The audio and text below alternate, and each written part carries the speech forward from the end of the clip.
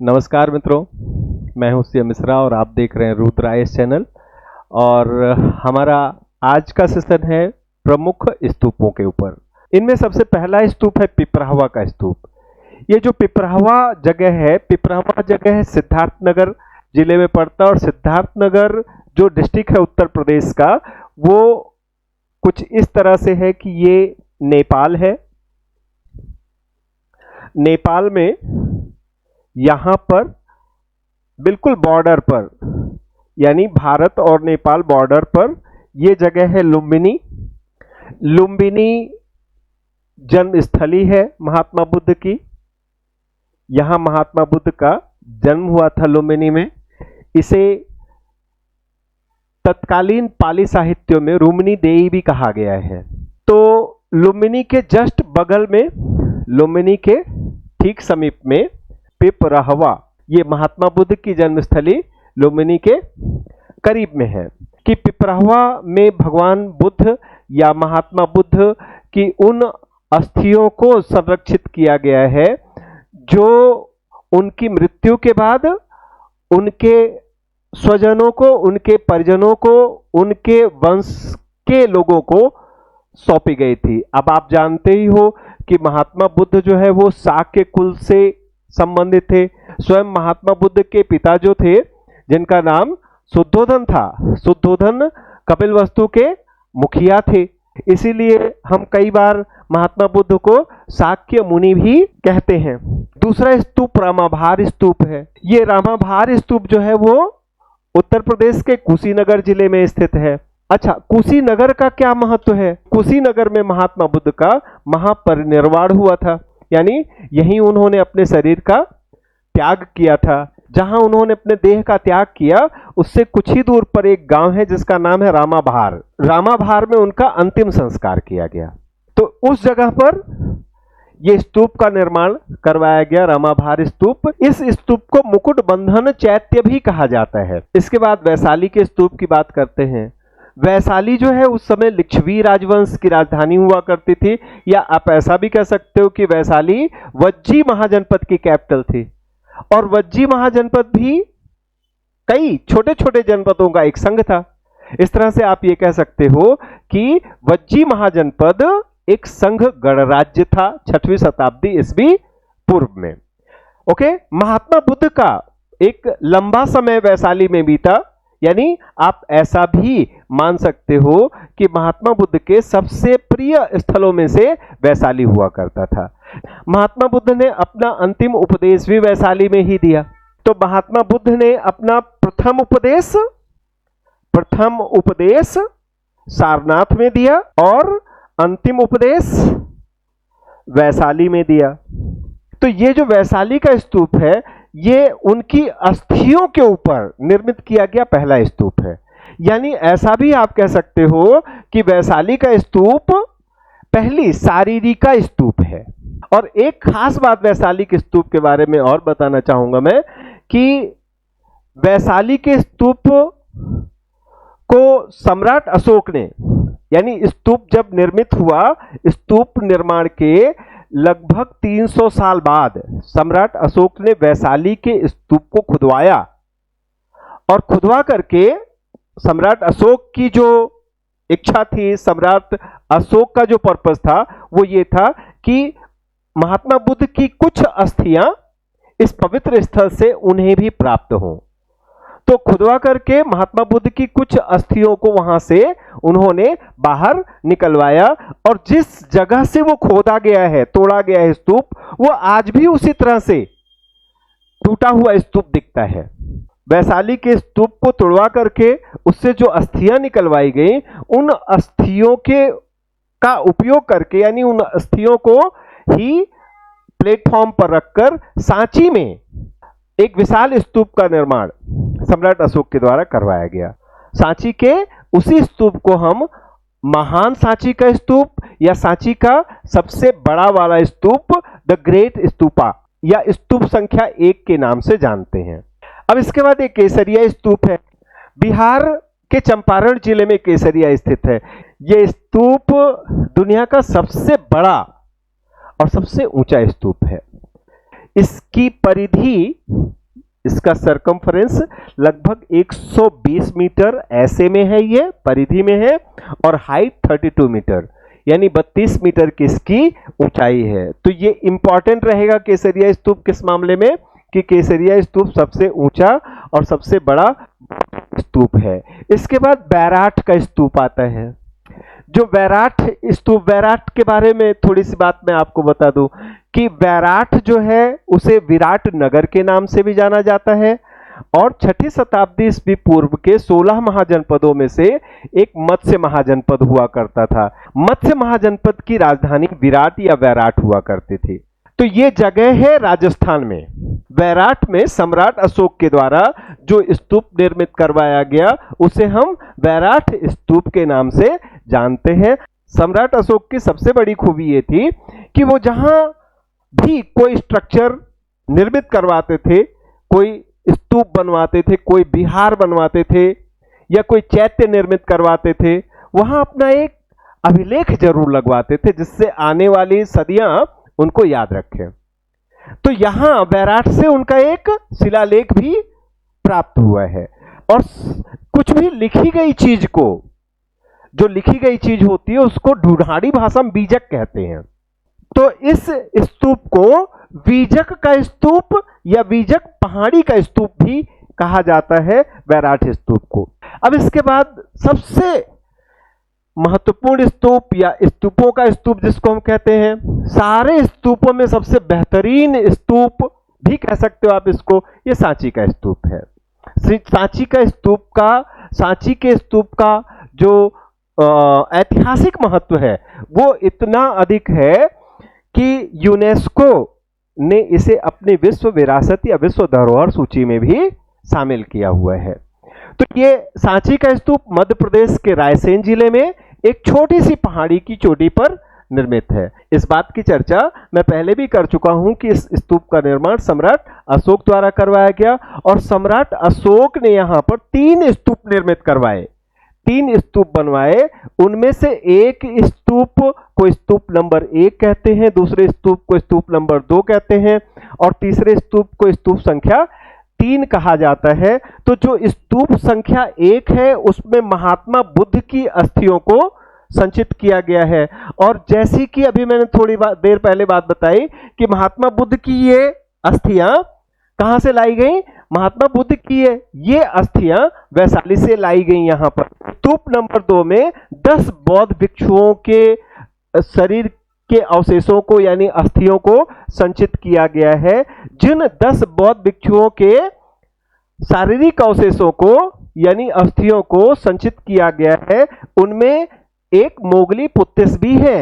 ये वही मोगली पुत्तिस है जिन्होंने अशोक के समय में पाटलिपुत्र में जब तृतीय बौद्ध संगीति आयोजित की गई थी उस बौद्ध संगीति की अध्यक्षता की थी, यानी बौद्ध संगीति की अध्यक्षता करने वाले तत्कालीन सबसे महान बौद्ध भिक्षु या बौद्ध विद्वान मोगली पुत्तिस की अस्थियां सांची के स्तूप संख्या 2 में 10 अन्य बौद्ध भिक्षुओं के साथ, ये सभी के सभी 10 बौद्ध भिक्षु उस तृतीय बौद्ध संगीति में एक महत्वपूर्ण पोजीशन रखते थे, एक महत्वपूर्ण स्थान रखते थे, वहां संचित की गई है। तथा जो स्तूप संख्या 3 है, स्तूप संख्या 3 का एक अलग इंपॉर्टेंस है क्योंकि ये सारीपुत्र और महामोगलायन की अस्थियों के ऊपर बना हुआ है। सम्राट अशोक के लिए सारीपुत्र और महामोगलायन इन दोनों का एक अलग सम्मान था, इन दोनों की एक अलग इज्जत थी। तो इस तरह से आप देख सकते हो क्या कि एक ग्रेट स्तूप महात्मा बुद्ध, स्तूप संख्या 1 हो गई। स्तूप संख्या अगर हम 2 की बात करें तो इसमें 10 बौद्ध भिक्षु, 10 बौद्ध विद्वानों की अस्थियों का संचय किया गया है, जिसमें से एक मोगली पुत्तिस भी है जिन्होंने तृतीय बौद्ध संगीति जो कि पाटलिपुत्र में सम्राट अशोक के शासनकाल में आयोजित की गई थी 250 ईस्वी पूर्व में, उसकी अध्यक्षता की थी।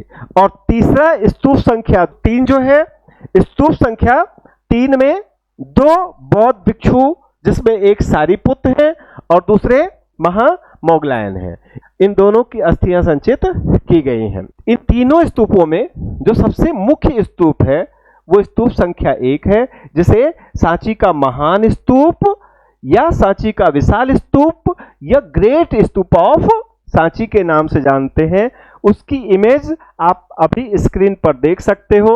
मूलतः ये जिस तरह से दिखाई दे रहा है इस तरह का स्तूप नहीं था। इसमें क्या किया गया था कि सम्राट अशोक ने जो महात्मा बुद्ध की अस्थियां जो वैशाली से वो लेके आए थे उसके लिए एक प्लेटफॉर्म बनवाया और प्लेटफॉर्म बनवा के अस्थियों को प्लेटफॉर्म के ऊपर रख दिया। प्लेटफॉर्म के ऊपर रखने के बाद उसके ऊपर मिट्टी का एक ढेर, मिट्टी का एक टीला बना दिया और इसके बाद उन्हें कुछ नहीं समझ में आया तो उसको ईंटों से ढकवा दिया।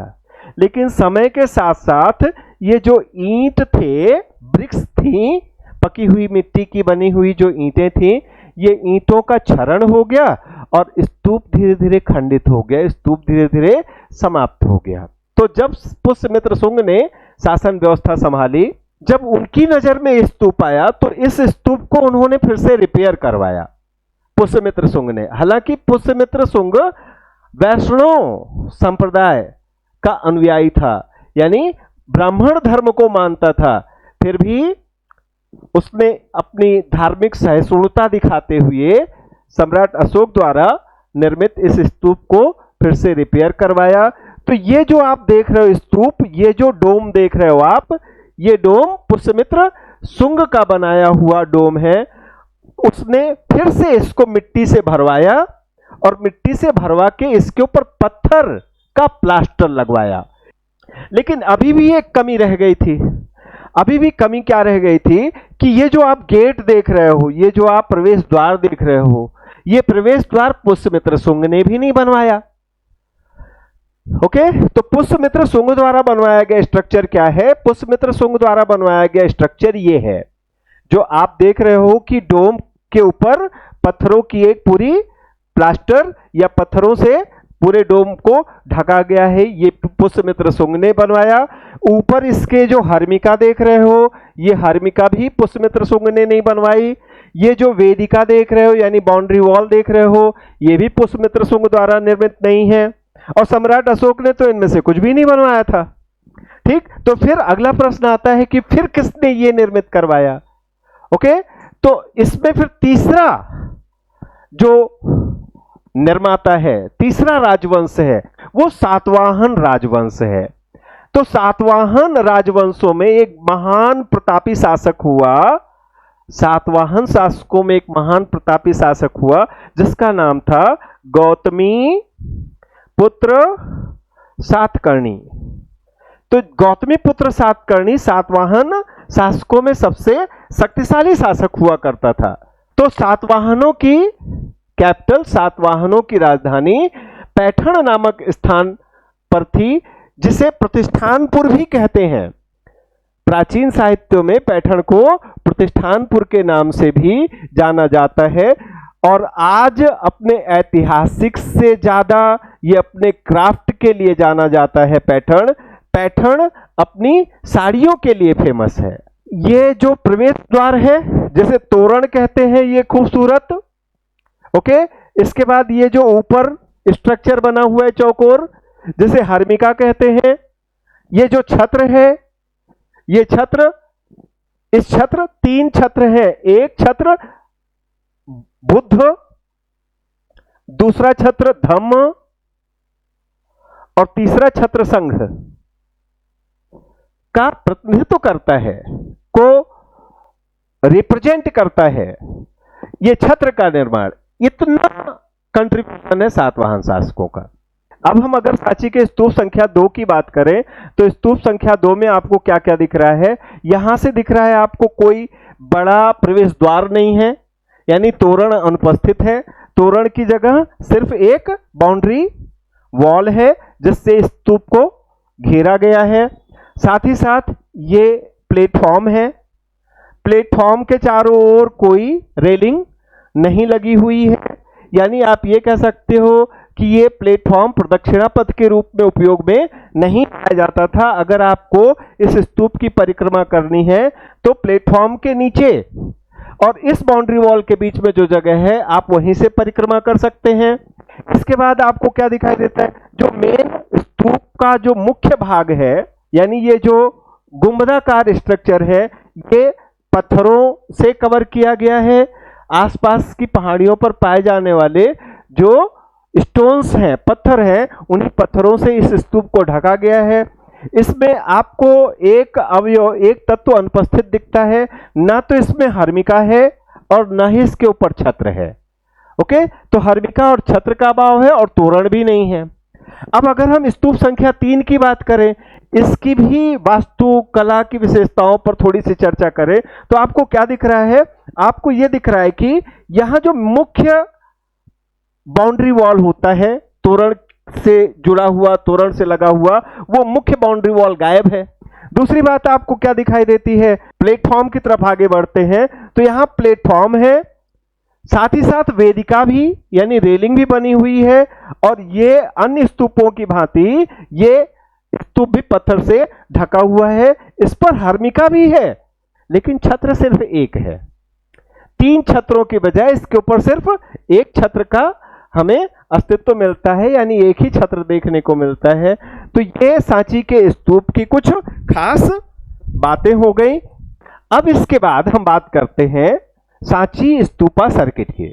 तो सांची स्तूपा सर्किट से हमारा तात्पर्य क्या है कि जो सांची का स्तूप है, सांची के स्तूप के चारों ओर लगभग 100 किलोमीटर के दायरे में हमें एक दो नहीं अनगिनत स्तूप देखने को मिलते हैं। ओके, उनमें से कुछ स्तूप तो अभी रिकॉग्नाइज कर लिए गए, लेकिन कई स्तूप इस क्षेत्र में, सांची और आसपास के क्षेत्र में कई स्तूप ऐसे भी मिलते हैं जो अभी भी डिपार्टमेंट ऑफ आर्कियोलॉजी यानी पुरातत्व की नजर में नहीं आए हैं और उनको कोई नहीं जानता है। स्थानीय लोगों को छोड़ दिया जाए तो बाकी इतिहासकारों की नजरों से वो स्तूप ओझल हैं। ऐसा लगता है जैसे कि सम्राट अशोक और सम्राट अशोक के उत्तराधिकारियों ने भी इस क्षेत्र में अपना प्रभुत्व स्थापित करने के लिए, अपना प्रभुत्व बनाए रखने के लिए कई सारे बड़ी संख्या में स्तूपों का निर्माण करवाया। तो ये स्तूपों का जो पूरा एक सर्किट हमें देखने को मिलता है, हम उसकी तरफ चलते हैं। तो देखिए, सेंटर में सांची का स्तूप है, केंद्र में सांची का स्तूप है, सांची के स्तूप के पश्चिम में, सांची के स्तूप के पश्चिम में सतधारा का स्तूप मिलेगा आपको। पश्चिम के बाद दक्षिण चलते हैं, दक्षिण में सारूमारू का स्तूप मिलेगा। दक्षिण के बाद अगर हम दक्षिण पश्चिम में चलें तो दक्षिण पश्चिम में सोनारी का स्तूप मिलेगा, और दक्षिण पूर्व में देखें तो मोरेल खुर्द का स्तूप मिलेगा। ओके, तो अब हम वन बाय वन इन्हीं स्तूपों पर चर्चा करते हैं। तो सतधारा स्तूप जो है वो मध्य प्रदेश के रायसेन जिले में हलाली नदी के पूर्वी तट पर स्थित है। हलाली नदी का ही प्राचीन नाम बेस नदी है, जिस नदी के किनारे पर बेस नगर शहर बसा हुआ था, जो कि सुंग शासकों की राजधानी हुआ करता था। हलाली नदी या बेस नदी कह लीजिए, यह बेतवा की सहायक नदी है। संभवतः इस क्षेत्र में पहले 7 नदियां 7 धाराओं के रूप में बहती थी, इसीलिए इस क्षेत्र का नाम सतधारा क्षेत्र पड़ गया। तो यह लगभग सांची से 14 किलोमीटर दूर है। यहां 2 स्तूप हैं और 2 विहार हैं, जिनका निर्माण स्वयं सम्राट अशोक के द्वारा करवाया गया था। यहां के स्तूपों पर रॉक पेंटिंग्स भी बनी हुई है। मुख्य स्तूप ईंटों से निर्मित है, जिसे बाद में पत्थरों से ढका गया। तो ये स्तूप सतधारा का स्तूप है। आप ये देख सकते हो, सतधारा का स्तूप संख्या 1 और सतधारा का स्तूप संख्या 2। क्या था, इन स्तूपों का पर्पस ध्यान से था कि बौद्ध भिक्षु लोग आकर के, मतलब यह संभव है कि इसके अंदर किसी भी बौद्ध भिक्षु का अवशेष न रखा गया हो, सिर्फ ये ध्यान या पूजा स्थल के रूप में उपयोग किए जाते हो। सतधारा स्तूप के बाद अगर हम बात करें तो भोजपुर स्तूप है, जिसे मोरेल खुर्द का स्तूप भी कहते हैं। ये रायसेन जिले के सांची के दक्षिण पूर्व में लगभग 45 किलोमीटर उस जगह पर है जहां प्रसिद्ध राजा भोज के द्वारा निर्मित करवाया गया राजा भोज मंदिर या भगवान शंकर का मंदिर स्थित है। उसी भगवान शंकर के मंदिर के समीप में ये मोरेल खुर्द नामक एक गांव है, वहां पर ये स्तूप निर्मित है। ओके, इसके बाद हम आगे बढ़ते हैं तो अंधेर स्तूप जो है 3 स्तूपों का एक समूह है। स्तूप क्रमांक 1 लगभग 150 ईस्वी पूर्व में, यानी सम्राट अशोक के शासनकाल के लगभग 100 साल बाद सम्राट अशोक के उत्तराधिकारियों के द्वारा निर्मित करवाया गया था। इसके बाद सारू मारू का अभिलेख। तो सारू मारू मध्य प्रदेश के सीहोर जिले के बुधनी तहसील में स्थित एक गांव है जिसका नाम है पनगुरिया। ओके, तो पनगुरिया से सम्राट अशोक के अभिलेख भी मिले हैं, साथ ही साथ विहार भी मिले हैं बौद्ध भिक्षुओं के रहने के लिए, और यहां से स्तूप भी प्राप्त किए गए हैं, स्तूप भी प्राप्त हुए हैं। ओके, तो अगर हम मध्य प्रदेश में सम्राट अशोक के द्वारा जो अभिलेख स्थापित करवाए गए उन अभिलेखों की बात करें, तो मध्य प्रदेश में सम्राट अशोक के 4 अभिलेख प्राप्त होते हैं। नंबर 1 सांची का अभिलेख रायसेन जिले में, यह सांची स्तूप के पास से निर्मित होता है। दूसरा गुर्जरा अभिलेख जो कि दतिया जिले से मिला है, ये रायसेन में है सांची का अभिलेख। तो गुर्जरा अभिलेख कहाँ है? ये दतिया डिस्ट्रिक्ट से प्राप्त हुआ है, और गुर्जरा का अभिलेख है, और साथ ही साथ कर्नाटक में मास्की का अभिलेख है। ठीक, इस गुर्जरा को मास्की अभिलेख के साथ जोड़ते हैं। मास्की कहाँ? कर्नाटक। इन दोनों अभिलेखों से ही हमें ये बात पता चलती है कि देवनामप्रिय दस्सी सम्राट कोई और नहीं बल्कि खुद सम्राट अशोक है। इसके बाद तीसरा अभिलेख जो है रूपनाथ का अभिलेख है। तीसरा अभिलेख रूपनाथ का अभिलेख है। ये अभिलेख मध्य प्रदेश के कटनी जिले से प्राप्त हुआ है। ओके, और सम्राट अशोक द्वारा जो स्थापित करवाया गया चौथा अभिलेख पनगुरिया अभिलेख है। पनगुरिया जिसे सारू मारू का अभिलेख भी कहते हैं, ये सीहोर जिले से प्राप्त हुआ है। तो इस तरह से सम्राट अशोक के 4 अभिलेख हमारे मध्य प्रदेश से प्राप्त हुए हैं।